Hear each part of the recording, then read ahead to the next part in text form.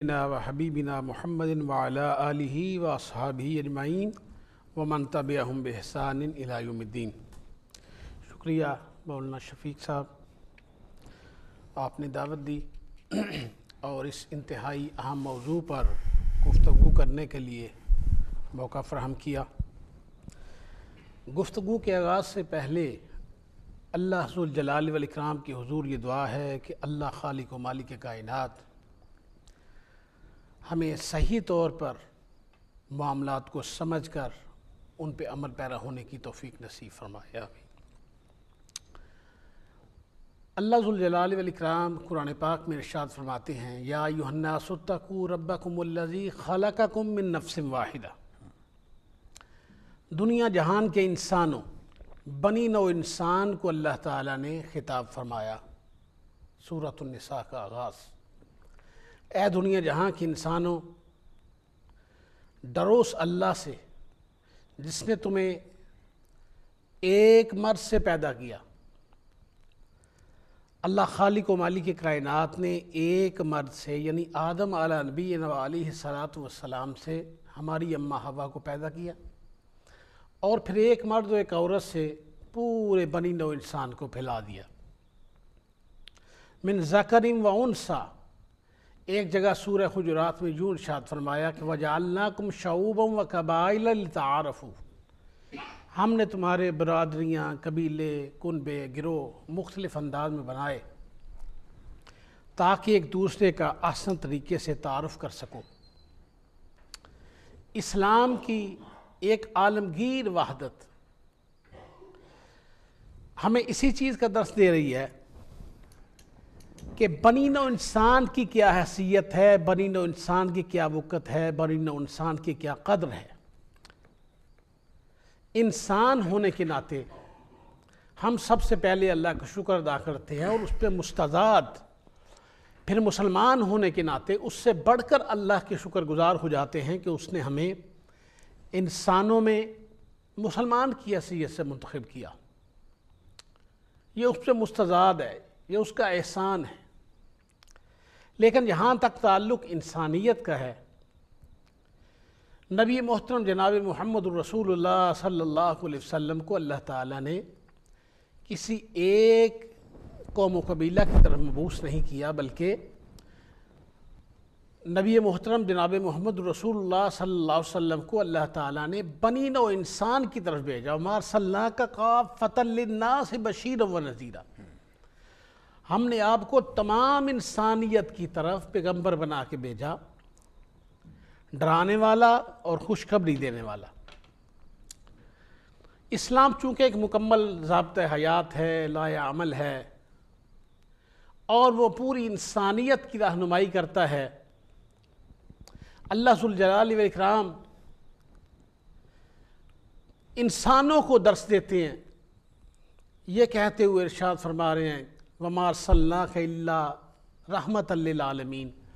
اے محمد کریم صلی اللہ علیہ وسلم، ہم نے آپ کو جہانوں کی رحمت بنا کے بھیجا۔ کس طرح ہو سکتا ہے کہ جو تمام جہانوں کے لیے رحمت ہوں، نہ صرف بنی نوع انسان کے لیے بلکہ جانوروں کے لیے؟ آپ علیہ الصلاۃ والسلام کی ایک حدیث ہے،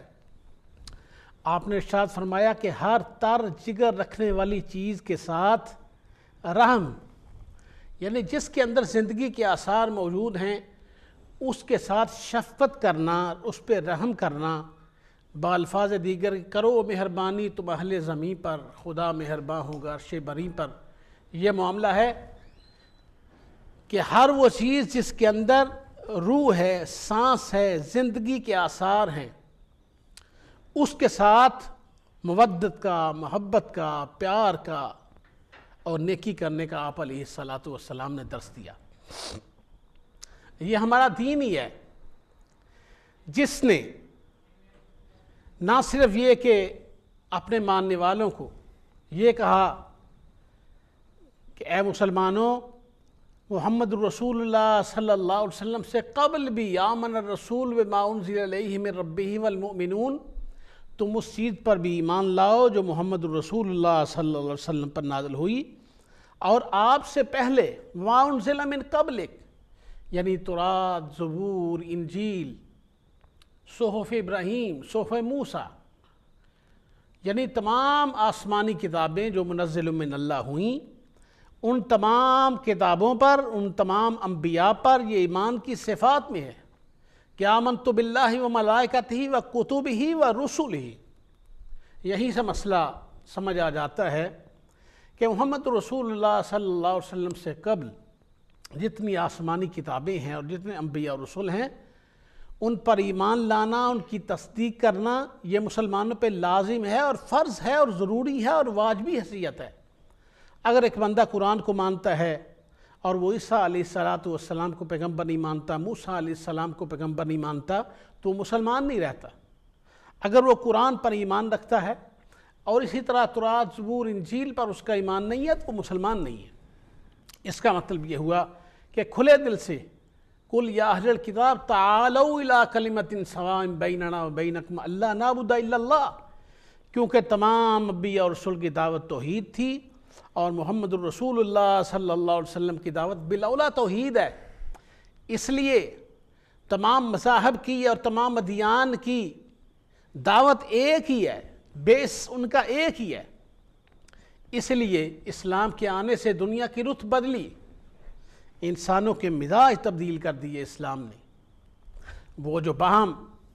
لڑتے مرتے تھے، بات بات پہ تلواریں چل جاتی تھیں اور جن کی لڑائیاں صدیوں تک چلتی تھیں، اور جو زمین پہ خون بہانا ایک اعزاز سمجھا کرتے تھے، نبی محترم جناب محمد رسول اللہ صلی اللہ علیہ وسلم نے مختصر عرصہ میں ان میں ایسی عارف کامل، داعی حق اور خادم خلق انسان پیدا کر دیے کہ آسمان کے فرشتے بھی ان پہ رش کرنے لگے۔ تو آپ علیہ السلام کی پیاری تعلیمات نے بنی نوع انسان کو اس چیز کا درس دیا کہ لوگو، اس کائنات میں سب سے بڑا ظلم یہ ہے کہ تم کسی انسان کو مارو اور کسی انسان کی جان لے لو، اس کا خون بہا ڈالو۔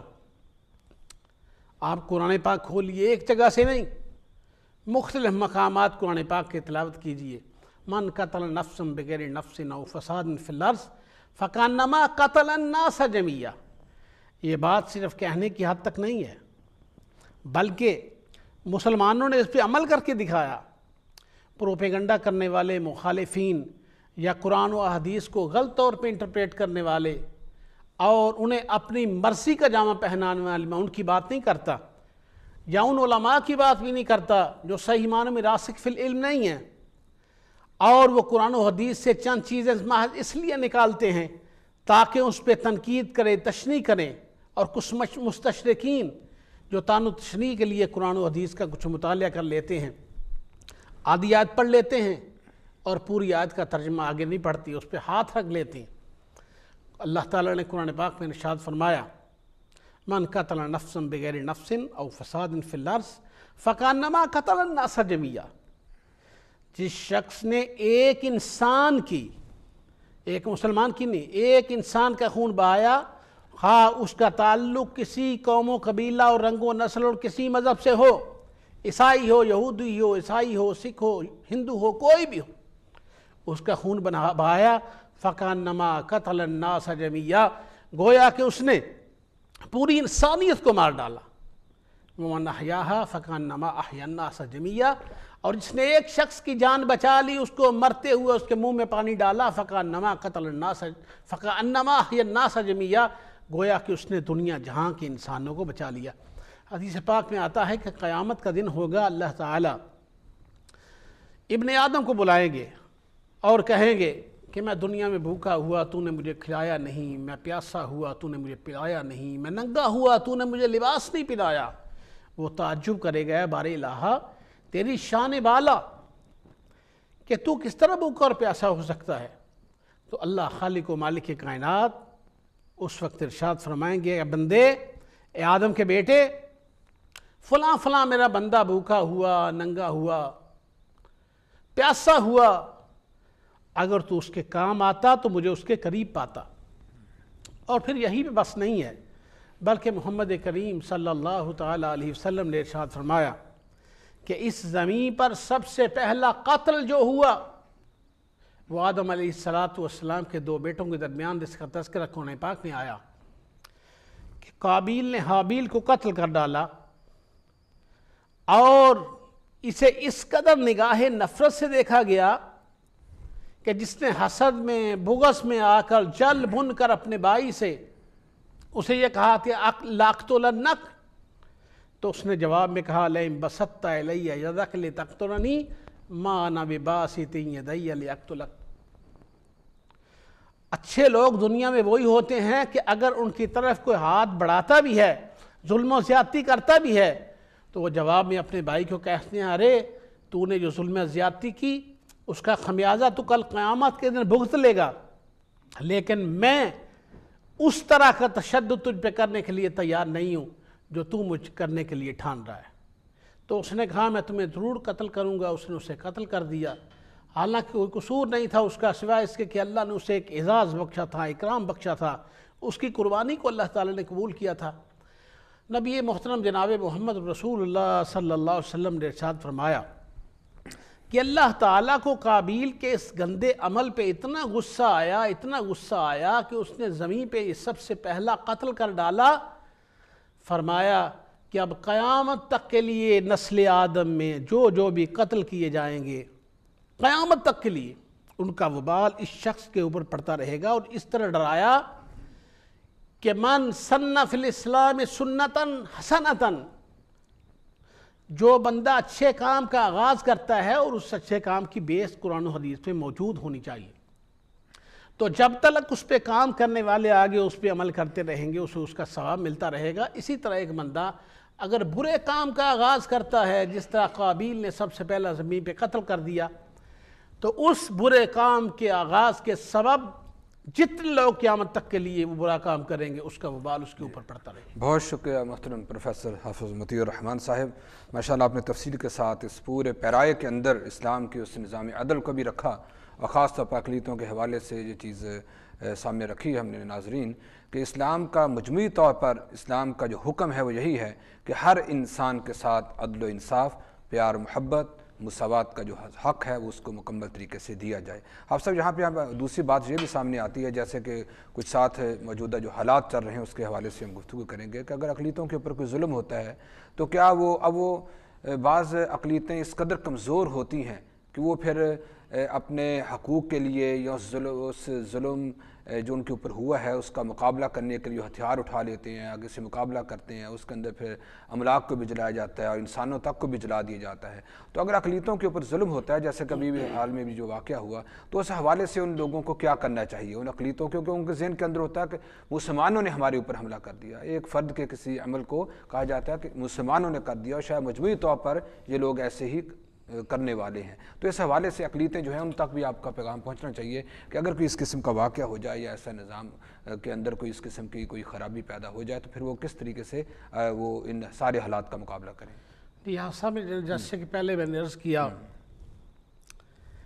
کہ اسلام ایک مکمل ضابطۂ حیات ہے، لائے عمل ہے۔ جب انسان قرآن و سنت کا مطالعہ کرتا ہے اس سے پتہ چلتا ہے کہ اللہ تعالیٰ کے کچھ احکامات ہیں، نبی محترم جناب محمد رسول اللہ صلی اللہ علیہ وسلم کے کچھ فرمودات ہیں جن کی روشنی میں آپ نے کسی بھی انسان کو شتر بے مہار نہیں چھوڑا۔ اللہ تعالیٰ نے کسی بھی انسان کو شتر بے مہار نہیں چھوڑا، بلکہ کچھ ضابطے ہیں کہ جن کے اندر